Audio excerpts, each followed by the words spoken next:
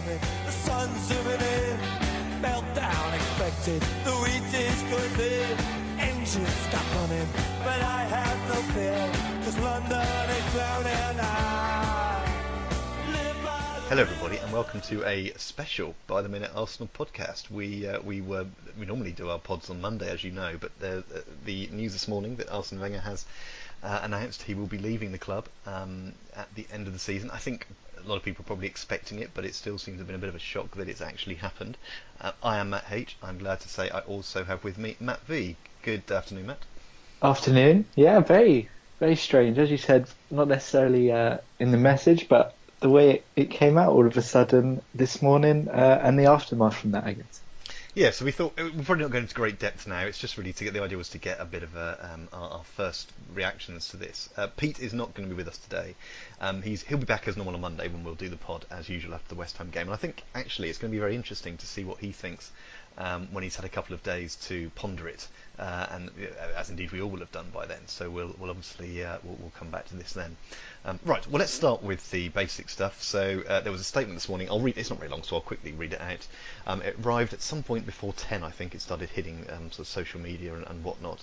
And it's a statement from the manager himself. After careful consideration and following discussions with the club, I feel it is the right time for me to step down at the end of the season.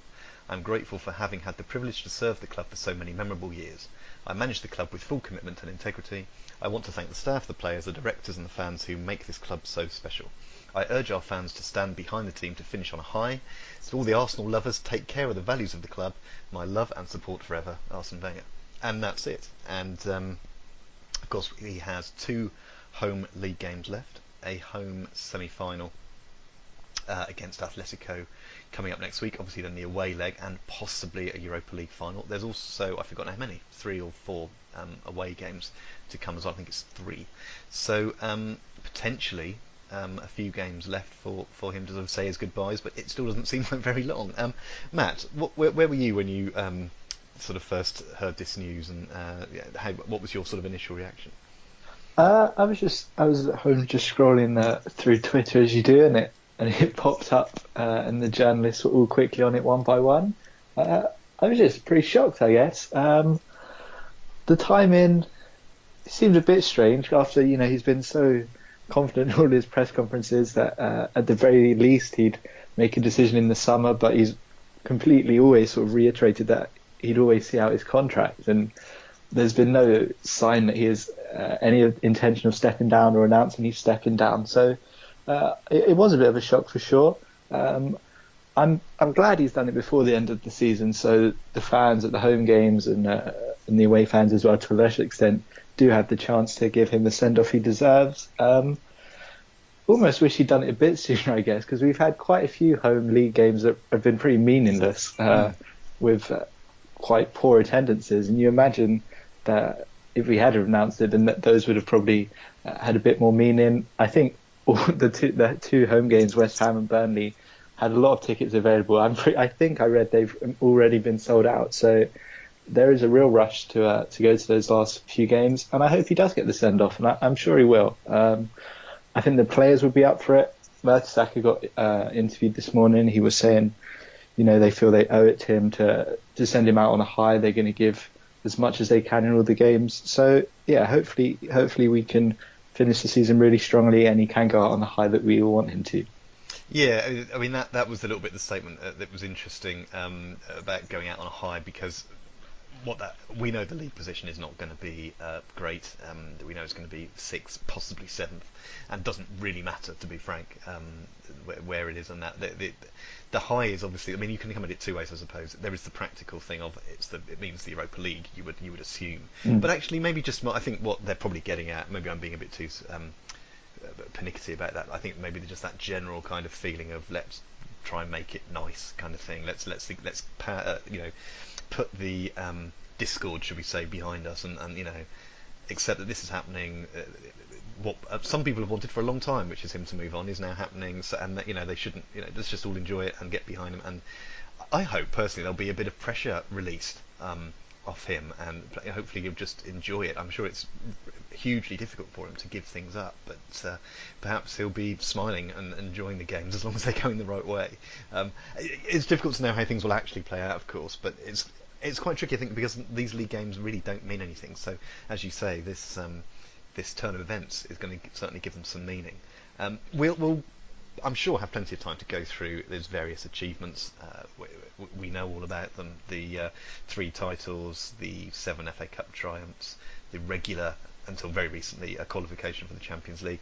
Personally, my highlight would be the unbeaten season because of its just virtual uniqueness, certainly uniqueness in the modern version of the game. So I think that would be my highlight.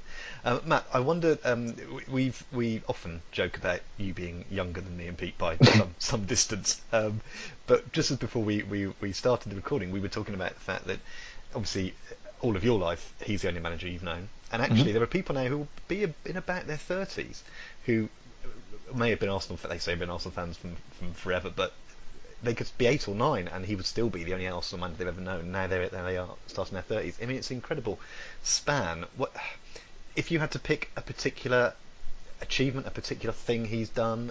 Would there be any one thing you could put your finger on? Yeah, I mean, it's difficult. As you say, he is the only Arsenal manager I've known as a fan, and the way things were going the last few years, I thought he'd be the only Arsenal manager I ever knew. I thought he was going to outlast me. When the Invincibles happened, I was 5 or 6, so I don't really remember that at the time. Obviously, I've watched it all back, and that was great. But in terms of the first trophy, I actually remember us winning. It wasn't until 2014, I guess, because for the most part of when I was growing up and supporting Arsenal, it coincided with the 9 years we didn't win anything. So the FA Cup was in 2014 was obviously a really good moment for me and for the club to finally end that streak.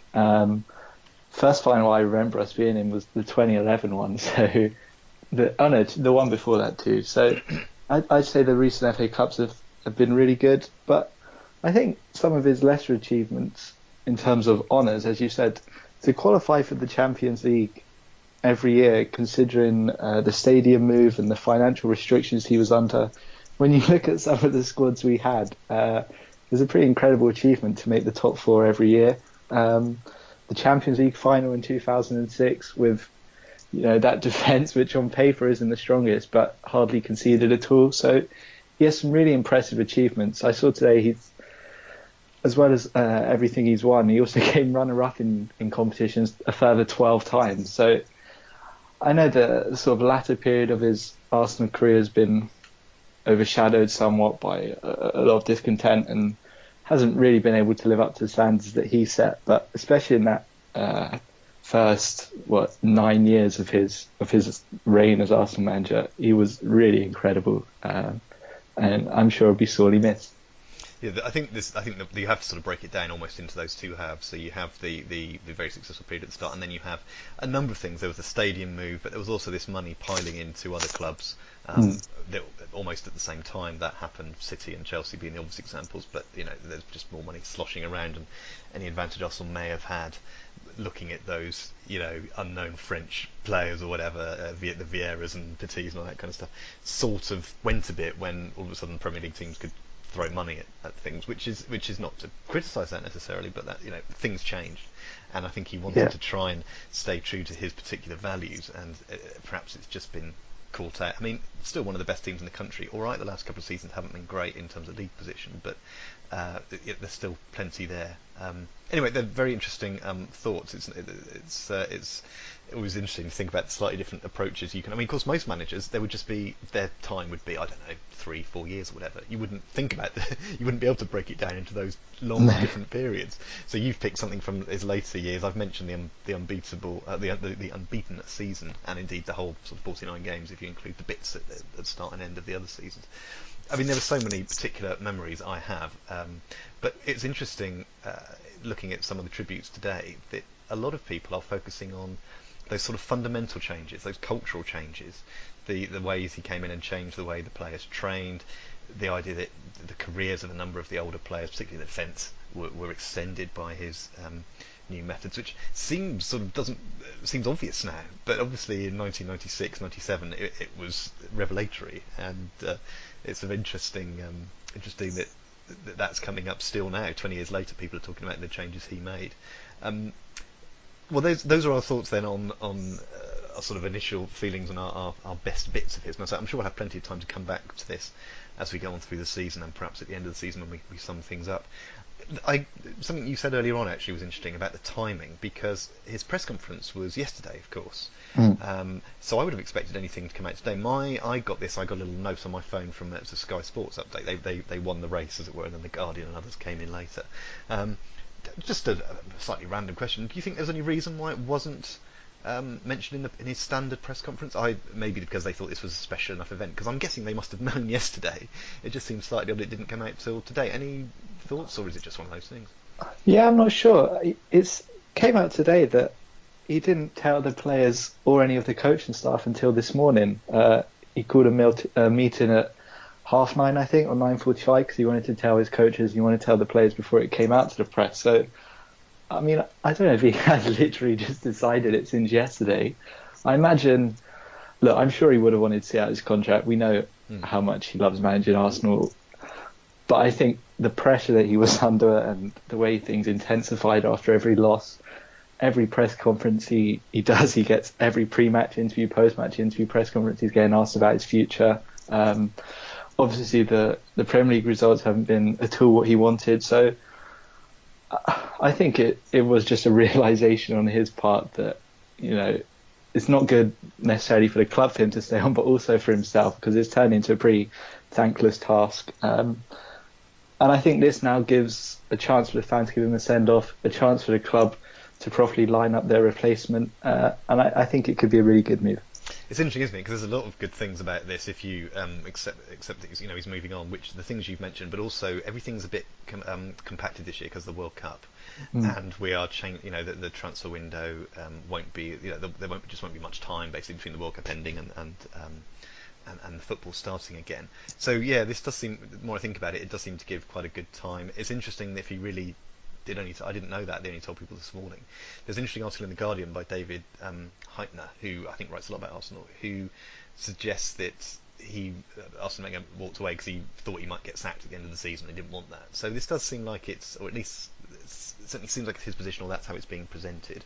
It was his decision to make, and that's what's happened. So that's quite interesting, and yeah, there's a lot of good in the way that this is happening. Something I think is important to note, though. Certainly, I did a column on By the Minute that he should go this summer, and obviously lots of people have said that. I don't think there's any, but I can still be sad when it's actually happening, and I think some people might think all the people who wanted him to go should just be really happy about this. But I think that's rather simplistic. I just think it's worth noting that you can think it's the best thing for the club to him to move on, but it doesn't mean that when it happens, it's not a seismic shift, and you can still be upset isn't really the right word, but you can still have those moments of regret in terms of the fact it would have been lovely if it just worked out a bit differently in the end. But I suppose very few managers actually get to go out at the very top. So perhaps, given that's not possible, this is maybe the best way of it happening. I was going to say something else, and I've now forgotten what it was. I was just going to mention a lot of the other tributes are starting to come in now from other managers, of course, who are having their press conferences. And in a sign of of how important this is, I think, and people are realising how important it is, even Jose Mourinho has managed to avoid being an idiot. About it, and he's managed to avoid being unpleasant, at least. I won't read out his stuff, but he doesn't really get right into it, but he just sort of basically wishes him well, and seems to sort of note all the achievements, which was quite good.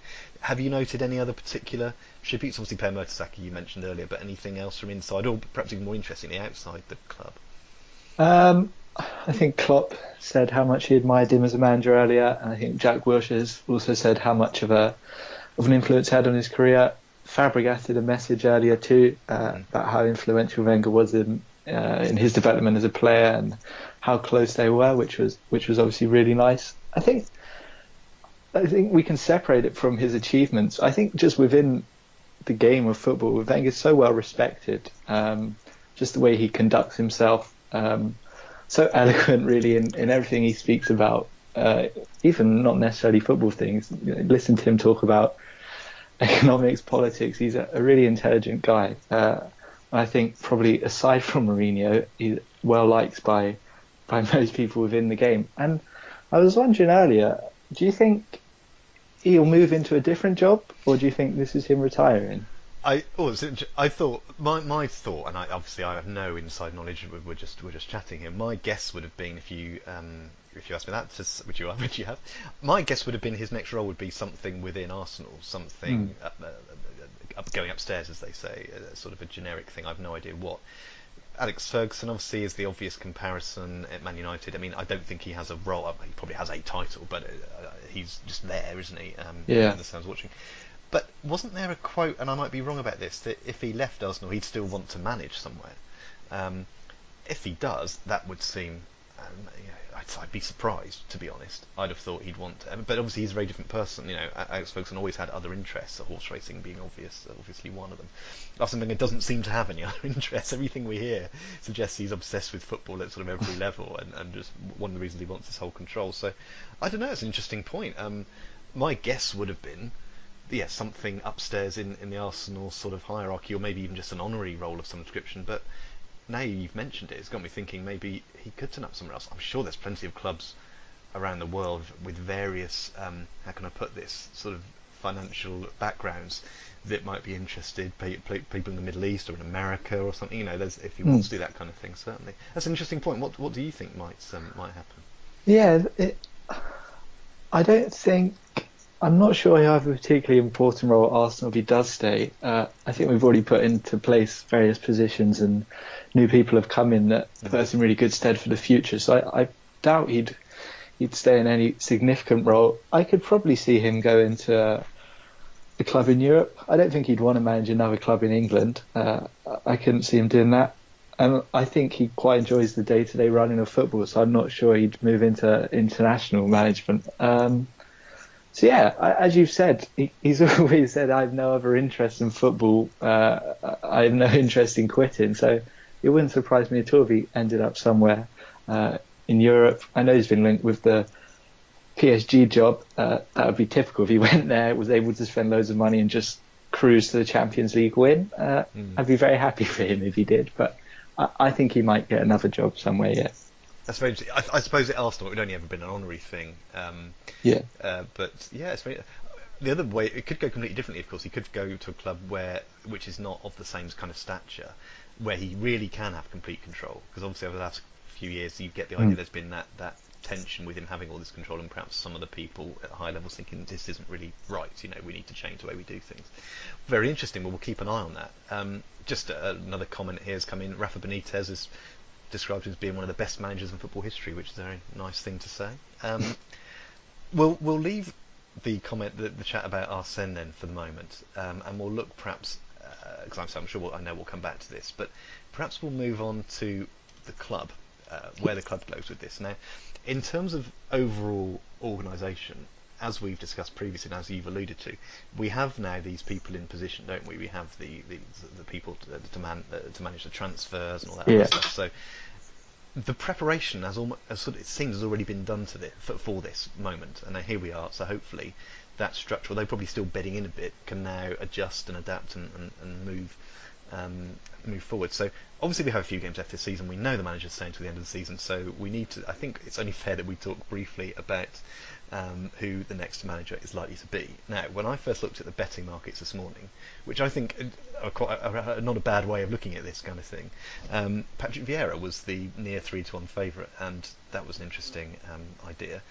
Looking again, though, the leader at the moment, by some distance, it has to be said, at 5-2, when the people next to 4-1 and onwards, is Brendan Rodgers. Now, obviously Brendan Rodgers has a reputation in England, shall we say, but in Scotland he can't really do any more than he's done with Celtic. Obviously they're European, they've done okay in Europe, but in terms of domestically, of course, they win everything pretty much. What are your thoughts on him, or indeed any other options? We can go down the whole list, but let's start with Brendan Rodgers first, perhaps, and then look at some of the others. I think if one day in the summer I went onto Twitter and saw his face beaming back at me with an Arsenal scarf and hashtag welcome Brendan trending, I think I'd probably cry. I I just think, as we saw at Liverpool, and this doesn't matter at Celtic, with the greatest respect to Scottish football, defending wasn't really the strong point of his teams. They were quite exciting going forward. I think he was lucky to have a season where Suarez, Sterling and Sturridge were all at their best and all fit for the whole season. No, I think I'd rather someone with a bit more defensive discipline. I don't think it would be a very exciting choice, a very inspiring choice. Maybe it is just because he has that reputation from Liverpool and the way that didn't end particularly well. He could be, maybe he is a much better manager now. He is doing really well in Scotland, but he certainly would not be one of my higher choices for the job. No, well, I'm looking just on the Betfair market, which I'm assuming is similar to other ones. I mean, there's a few sort of interesting things. Former players are coming up quite a lot. I mean, I think the betting market's weird. You've got Thierry Henry at 10-1, Dennis Bergkamp at 11-1. Well, they have virtually no management experience, as far as I'm aware. Not certainly at this level. Arteta is at 8-1. Well, that makes a bit more sense, given his involvement with Man City. But in terms of two names spring out at me, actually. I mean, it depends completely which way the club wants to go. Ancelotti is second favourite at 4-1, and you could completely understand that as a safe pair of hands, kind of appointment. But that doesn't look particularly long term. In terms of English managers, there are two obvious ones that come. Sean Dyche at 16-1 and Eddie Howe at 200-1. Sorry, 20-1. I'm sorry, Eddie. I gave you about to lump on. Absolutely, and those are both names. Certainly, Eddie Howe has been mentioned over the past few months as a potential manager, but he's at the same odds as Zinedine Zidane and Roberto Martinez, who, for very different reasons, I don't really see as being the next Arsenal manager. Just having a laugh at the very other end of the market. Gary Neville's at 200-1. That really is 200 if you fancy that. Along with Tony Pulis and Alan Pardew. Now there's a managerial dream team for us to consider. Jose Mourinho's 150-1 if that's of anyone's interest. The names towards the top are Patrick Vieira, Thomas Tuchel, Joachim Löw, Jardim, Benitez, as we mentioned, Allegri, Enrique, and so on and so forth. Diego Simeone, of course, as inevitably in any list of potential future Arsenal managers. We've talked about potential managers before, but now it's here. It's actually happening. Who do you think might really be in the frame? And is there anyone in particular you'd really like to see get the job? Yeah, I was reading some things. I think it's from Matt Law last night, and he was saying that Gazidis, Mislintat, and then our new director of football, Raul. I'm not going to try and pronounce his last name, but they all have their various preferred candidates. So Raul, the director of football, obviously he's from Barcelona. I think he favours Luis Enrique. Mislintat favours a couple of German managers. I think he and Tuchel had a huge falling out, so I couldn't see Tuchel come in. And then Gazidis favours Arteta or Brendan Rodgers. So hopefully Gazidis has no say in it.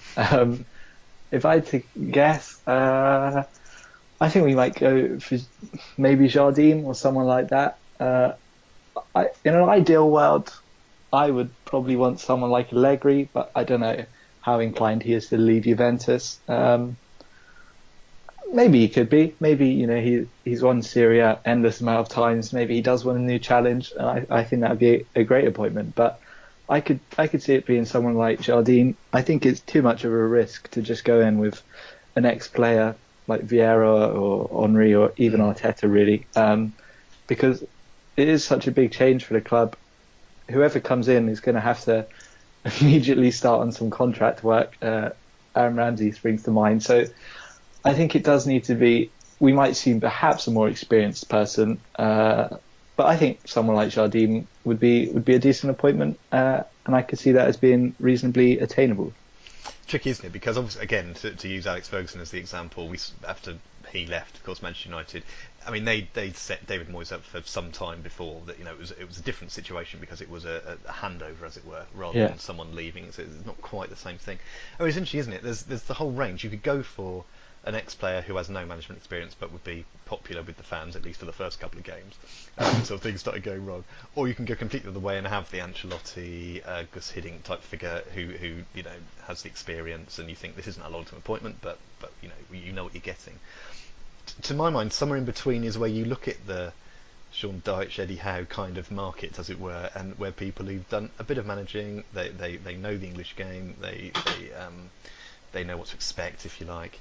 But this would be still a huge step up, with the greatest respect to those teams. I mean, only a couple of points, literally, for a Burnley manager. But in terms of resources and potential, you would hope it was a big jump. I don't know. I'm not mentioning those two. I've mentioned them a couple of times. I'm not mentioning them because they're particularly my favourites. But I wouldn't be hugely disappointed if either of them got the job, weirdly. And maybe I shouldn't be. Maybe I'm overdoing Sean Dyche, for example, because this season Burnley have done very well. But whereas perhaps that's not quite the long record of achievement we'd like. But I don't know. I mean, are we looking at another?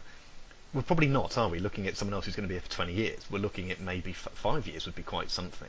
If you look around the way how often managers have really changed these days. Maybe we've been inured to that kind of thing because of Arsene's longevity. But I think I'd be disappointed if it was someone like Henry, and I he's lovely, but I just don't necessarily see him putting him into that role straight away. Some of the names you mentioned make far more sense and far more sort of agreeable, but I don't know, I'd like it to be someone who knows a bit about the game here, but then maybe that doesn't matter because Arsene Wenger hadn't had any experience in England, and look what he did. So I'm not going to pick a favourite yet. I'll wait and see, but the club have said they'd like to get it done fairly quickly. So most of these people, of course, there's going to need to be chats with the other the teams of the relevant people, those who've already in work. And as again we noted just before we started recording, the Celtic owner, I think it is, isn't it, has already said he'd be fine with Brendan Rodgers talking to Arsenal, which may explain why he's now jumped to the top of the betting market.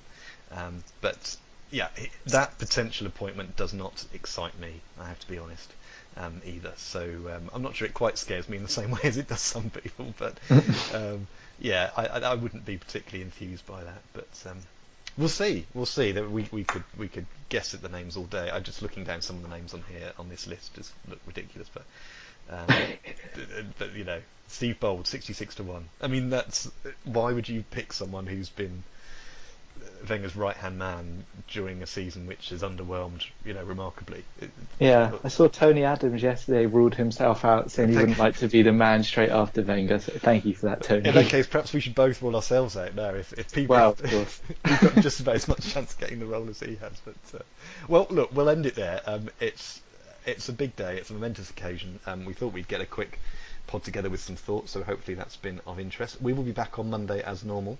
Where I'm sure there'll be a bit more reflection on this. But for now, Matt, thank you very much for your time. Thank you very much. And thank you everyone for listening, and we will be back on Monday. Take care, speak to you soon. Bye-bye.